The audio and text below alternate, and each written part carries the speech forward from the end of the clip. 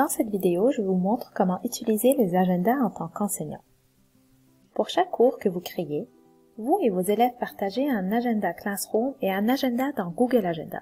Commençons par faire la distinction entre les deux. Comme vous le voyez dans le tableau, dans un Google Agenda, on a plus d'options. On peut afficher les dates limites des travaux et devoirs, afficher des événements du cours, ajouter des rappels personnels que vous seulement pouvez voir, ajouter des événements tels que des séances de révision. Aucun élément que vous ajoutez dans un Google Agenda apparaîtra dans votre agenda Classroom. Alors que dans l'agenda Classroom, qui est visible sur ordinateur seulement, vous pouvez afficher les dates limites des travaux et devoirs, ainsi qu'en cliquant sur un élément, vous pouvez l'ouvrir directement dans Classroom. Vous ne pouvez ajouter aucun élément à l'agenda directement intégré à Classroom.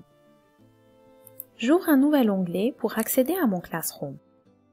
Donc tout d'abord, l'agenda qu'on voit ici est l'agenda Classroom. Donc en cliquant dessus, je peux voir toutes les dates limites des travaux et devoirs directement ici. À partir de la flèche vers le bas où est-ce que ça dit toutes les classes, si vous avez plusieurs cours, vous pouvez trier par cours afin de voir les dates limites des travaux que vous avez envoyés aux élèves. En cliquant sur un élément, comme je vous disais plus tôt, vous pourrez directement ouvrir le devoir dans Classroom. Une autre façon d'accéder à votre agenda Classroom serait de cliquer sur les lignes dans le coin supérieur gauche et de cliquer sur Agenda.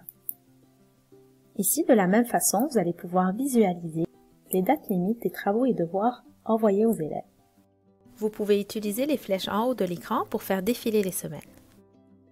Regardons maintenant ce qu'on peut faire dans Google Agenda. À partir de la gauche des applications, on ouvre l'application Agenda. Et puis, dans le menu de gauche, vous allez pouvoir sélectionner les cours qui vous intéressent. Le premier agenda est l'agenda qui est relié à votre compte Google. Dans mon cas, je sélectionne le calendrier du cours qui m'intéresse. Et je peux voir les dates limites des travaux qui s'insèrent directement dans mon Google Agenda.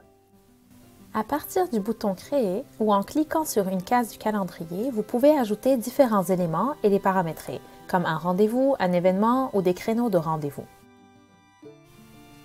Encore une fois, vous pouvez défiler les semaines en passant par les flèches en haut du calendrier ou changer votre affichage en cliquant sur le menu déroulant comme montré à l'écran. Voilà donc les principales différences et utilités de l'agenda Classroom et du Google Agenda.